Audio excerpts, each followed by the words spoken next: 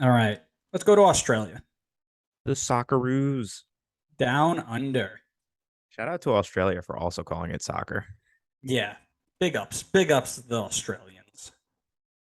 These Australians beat Peru in the playoff round to book their spot in Qatar, going in as the 38th ranked team in the tournament. They are long removed from the days of Tim Cahill and his magical leaps, but they will look to make it out of the round of 16 for the first time ever, so the Elite Eight, if you will, in their sixth attempt. They are led by 59-year-old Australian Graham Arnold, and they will look to cause some upsets in a group with two relatively strong UEFA teams. These guys are in some pretty good form. Indeed, they are. We're looking at five W's coming into this World I'm Cup gonna window. I'm gonna hit you with a quick pause here for a New York Mets update. New York Mets update. Edwin Diaz and the Mets agreed to a 5-year, $102 million deal. That's what we like to hear. Oh, You think we would be excited about that like a year ago? We probably right, would have been pissed. bro. I would have been throwing things a year ago. the amount All of right, times the amount of times I've heard you absolutely slander Edwin Diaz in the past. It's Ed wild. Luz Diaz was the pinnacle of my terrible times. Not anymore. He's back to Not being Edwin. Ed Win, baby, Ed Win. All right. You That can was a go on. great New York Mets update. Thank you. I Let me needed give that. you an Australia update. Last five games, we're looking at a 2-1 win against Jordan, 2-1 win against the United Arab Emirates. Jordan who? Jordan Diamond, of course. Shout out. Um, they had the playoff against Peru where they won 5-4 in pens. Then they had two straight friendlies against New Zealand where they won 1-0 and 2-0. Rankings across the board, not the strongest. Got Jordan at 84, UAE at 70, Peru at 23, and then New Zealand at 105. So coming in on good form, but the quality of competition is certainly not at World Cup level, besides Peru. Yeah, so they had a whole gambit of Oh, Gambit. I know, look at Was me. that a chess reference? Of different goal scorers. Duke, Cummings, Mabit, Irvine, Hrustich, and Wrong. Just kidding, it's right. Yeah, the level of play isn't the highest, but sometimes you just need to be moving in the right direction to get good results. So I like the fact that they're going in pretty high. Yeah, at least coming in confident, if anything. Correct. Yeah. You know, even when great players get in slumps, you don't just show up, play a bad. You have to score the ball and get used to seeing the ball go in the net. So if you're coming in and you haven't scored in 5, 6 games, you're not just going to show up at the World Cup and it's going to change. It's actually going to be even more pressure. Key player number one for me, you know I love a goalkeeper, Matty Ryan, the Australian legend. He's been all over the world: Bruges, Valencia, Genk, Brighton, Arsenal at some point, Sociedad, and now at my boys FC Copenhagen. Break out the scarf. Um, this group's got some tough competition, some very good strikers, some good attacks, some high level of play. He's going to need to be at the top of his game to give Australia the best chance of moving on. Sure. He's on my list as well. No Uh, way. Another one that's probably on both of our lists, Aaron Moy, also Alex former Muil? Brighton guy. Huh? Did you get the wrong AM? Did you mean Alex Muil? No. Aaron Moy, currently playing at Celtic, previously at Brighton with, I think at the same time with Matt Ryan, but if not, same club, close enough. Uh, Pretty okay season so far for Celtics. 6.95 rating, 3 assists and 12 appearances. Obviously, a bit more of a deeper midfielder, so goals and assists aren't necessarily his forte. For Australia, had 2 goals and 1 assist in 11 appearances for World Cup qualifying, and no goals or assists in the recent friendlies against Jordan or New Zealand. Which I will specify the 2-0 game against New Zealand, their most recent one. It was a fully rotated team. It was a completely different team. So anybody that's normally a starter for them, I believe, did not play in that game. So even though it was on their schedule, kind of like wasn't really like a warm up friendly or anything. So yeah, Aramoy. Yeah, yeah, I like that. I also have Aaron. Um, he's gonna be the connector. He's gonna connect the lines. He's gonna be a true number eight. He's gonna try and distribute and see what he can do. I wonder, do we have the same third one? RM. No, but I know who you went with.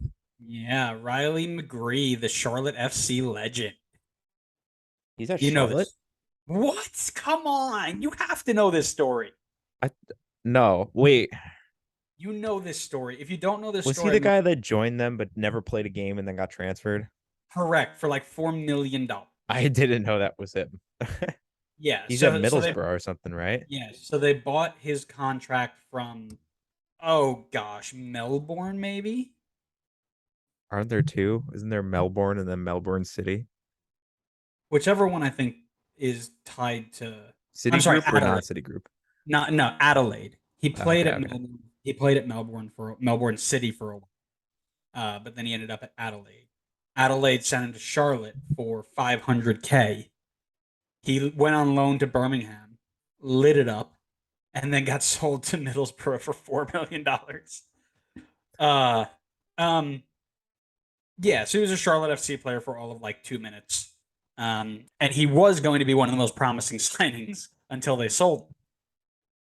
He was so promising, he was sold. Let's put it that way. Yeah, it was a quick flip for money. Yeah. Um, he's only played 11 games for Australia, and he's got a goal in those 11 games, 2 goals in 19 games for Middlesbrough, but he has played a part in 4 of the last 5 games. And I think if he can get going in the attacking third, Australia will have a little bit of success. It's a good shout. I did not have the same third person on my list. I think my guy's questionable for the World Cup. I don't know if he's actually going to be there or not, but and I apologize for butchering this name, but Don't mess it up. Ajden Hrustic. Wow. He Oh, is that's crustic. Hrustic. Is that how you say it? That's how I said it. Okay. Well, that's probably wrong. We're probably both wrong, but currently playing for Hellas Verona. 5 appearances so far this season with a 6.46 rating and no goals or assists so far for the club, but seems to be a pretty integral part for the attack for Australia. 3 goals and 4 assists in 16 appearances in World Cup qualifying.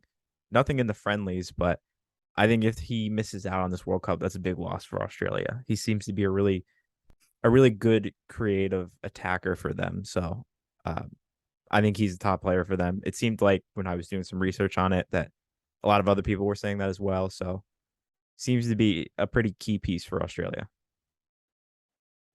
Yeah, key piece for Australia. Hellas Verona might want to try using him as they sit dead last in Serie A. Um, yeah, he had a goal against UAE, and he's involved in most games. So I would say that he's up there. I don't know exactly how he'll fit in. I don't have him in my starting 11 simply because of that injury. We don't know when he's coming back. But if he is, yeah, he definitely slides in and makes a difference. Yeah, 100%. All right, who do you have in your starting 11? Let me pull it up. What do you mean pull it up? Why don't you have it up right now? I have a lot of screens going on right now. You should have like 9 monitors. I don't. Why not? It's a good question. Yeah, go get some. Okay. So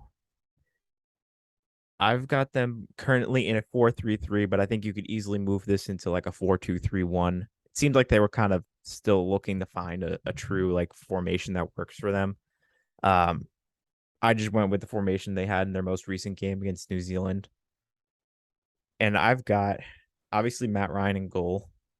From left to right in the back, I've got Aziz Behich, Harry Suter, if he is healthy. Stoke City legend, by the way. Shout out What Jason. up, Jay? Um, and Trent Sainsbury. I've have a couple of guys that can easily rotate in there though.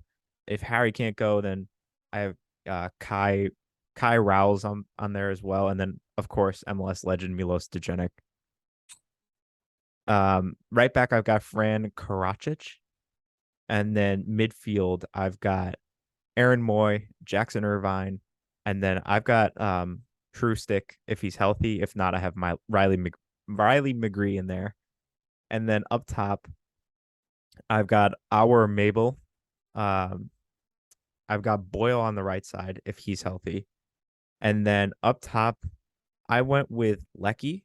But if you're looking for a true striker, then I've got Jamie McLaren there. Yeah, so a little bit different for me. I have him in the 4-2-3-1. Matt Ryan in goal. Right back to left back, I've got Atkinson. Um, I've got Wright and Rowells, who seem to be the center back pairing for the last couple of games for them, and Behich as well at the left back spot. I got Moy and Irvine sitting in the two holding mid spots. Boyle, McGree, and Mabil going across that front three. And I've got Duke up there for now because he scored the goal against New Zealand and seems to be in the mix. But Jamie McLaren is also not a bad shout. Yeah. All Cool. right. So I don't have a question. I don't really have a lot of questions in this group because I'm not trying to like. I've got a question for you. Okay, go ahead. Who in this team do you think can have a Tim Cahill like impact? Ooh, great question. Um, so to me, you've got a lot of players here who are kind of in their in the prime of their career. They're 27, 28, 29-year olds. Um, I really like the look of Jamie McLaren. Again, have not sat down and watched a ton of A League football over the last couple of months, but knowing what he does, the name sounds super familiar from his time at Hibernian. Oh, drank a lot of water. 5 goals in 4 appearances for the A League, 6 goals, 1 assist in 6 appearances in the Champions League. The guy knows how to score goals, and I think if anybody is going to find a way to will this team past some really, really impressive players, it's probably going to be him. Or, like I said, I put Duke in there. We'll see what happens. He's a little bit older, 31. He's got um, a little bit more experience about him. Spent some time in Saudi Arabia, now in Japan, with 8 goals and 3 assists in 36 games for the J League. And in the playoffs, he didn't score at all. But, um, the guy also knows how to put the ball away. But I think it's really going to have to come from one of the two strikers up that we just mentioned, as the midfield will do a lot of the supporting role. But I think one of the strikers needs to step up. Do I answer it now, or is it just a question for you? I'd love for you to answer it. I'd love to hear your thoughts. I think if Hrustic actually is healthy and plays, I really think he could be that guy. I don't know if he'll have the exact same impact as Tim Cahill in terms of like that explosiveness, goal scoring, but I feel like Hrustic could be an absolute like playmaker for this team and really create a lot for them, and really unleash like the front three or the front four, however I guess you line them up. So I think he could really be that guy if he plays. If not, I'm not 100% sure, to be honest. Maybe Mabel, maybe Boyle. I would think somebody up top. Um, I think Aaron Moy is a really key player for them, but I just don't see him having that like Tim Cahill type impact for the team. Sure.